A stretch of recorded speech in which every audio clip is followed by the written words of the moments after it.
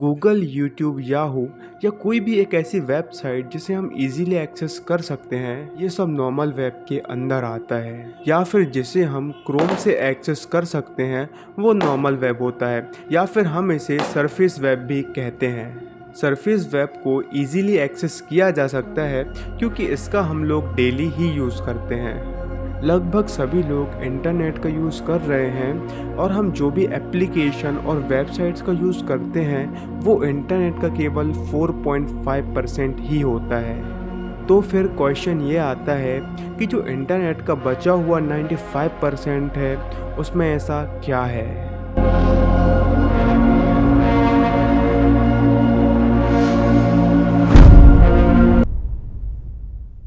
जो भी इंटरनेट हम डेली बेसिस पर यूज़ करते हैं उसे बेसिकली सरफेस वेब कहा जाता है। और जो इंटरनेट है उसे 3 भागों में डिवाइड किया गया है। सरफेस वेब, जिसके बारे में मैं तुम्हें बता चुका हूँ, एंड डीप वेब, उसके बाद आता है डार्क वेब। जो डीप वेब होता है उसे तुम इजीली एक्सेस नहीं कर सकते हो, और डीप वेब का यूज़ मोस्टली डाटा स्टोर करने के लिए ही किया जाता है। जैसे तुम YouTube पर लॉगिन करते हो तो लॉगिन करते समय जो तुम आईडी और पासवर्ड डालते हो तो उसका जो डाटा होता है वही डाटा यहाँ पर स्टोर होता है। और डीप वेब का यूज़ सिक्योरिटी रीज़न से किया जाता है। जो मीडिया होती है और जब भी उसे कोई सीक्रेट न्यूज़ शेयर करनी होती है तो वो डीप वेब का ही यूज़ करते हैं। और डीप वेब को एक्सेस करने के लिए एक अलग वेब ब्राउज़र का यूज़ किया जाता है जिसका नाम अनियन राउटर है, या इसे अनियन ब्राउज़र भी कहा जाता है।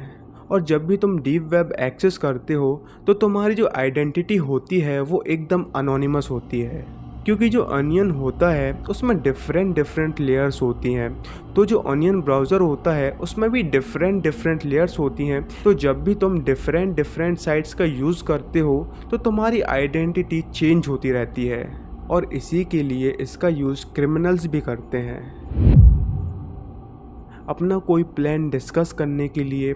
और यहाँ पर ऐसी बहुत सारी इनलीगल एक्टिविटीज़ भी होती हैं, जैसे कि तुम हिटमैन हायर कर सकते हो ऑब्वियसली किसी को मरवाने के लिए, और यहाँ पर तुम ड्रग्स भी परचेस कर सकते हो, और जहाँ तक तुम्हारी सोच जा सकती है तुम वो सब यहाँ पे कर सकते हो। और यहाँ पर जो भी पेमेंट होती है वो बिटकॉइन में होती है, क्योंकि जो बिटकॉइन होता है उसे ट्रेस नहीं किया जा सकता।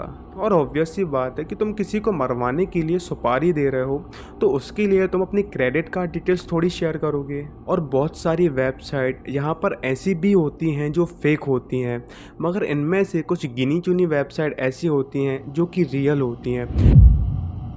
जैसे कि मैंने तुम्हें बताया कि जो इंटरनेट का 4 से 5% हिस्सा होता है उसे सरफेस वेब कहते हैं, और बाकी का जो इंटरनेट होता है उसे डीप वेब कहा जाता है। जैसे कि सरफेस वेब इंटरनेट का 4 से 5% है, ठीक उसी प्रकार से डीप वेब का जो 4 से 5% का हिस्सा होता है उसे डार्क वेब कहा जाता है। और यदि तुम्हें डीप वेब के बारे में ही जानकर अजीब सा लग रहा है कि हमारे सामने कितनी सारी एक्टिविटीज़ हो रही हैं जिनके बारे में हमें नहीं पता, और डार्क वेब में जो एक्टिविटीज़ होती हैं उसे जानने के बाद तुम लोगों के होश उड़ जाएंगे।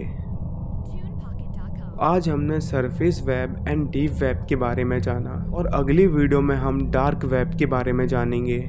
और ट्रस्ट मी गाइस, जब तुम्हें पता लगेगा कि डार्क वेब में कितनी ज़्यादा फक्ड अप चीज़ें होती हैं, ये सब जानने के बाद तुम अंदर तक हिल जाओगे। और वीडियो के एंड में बस इतना ही कहना चाहूँगा कि वीडियो पसंद आया तो वीडियो को लाइक कर देना, एंड चैनल पर नए हो तो चैनल को सब्सक्राइब कर देना। मिलते हैं किसी ऐसे इंटरेस्टिंग टॉपिक के साथ, तब तक के लिए bye bye and take care.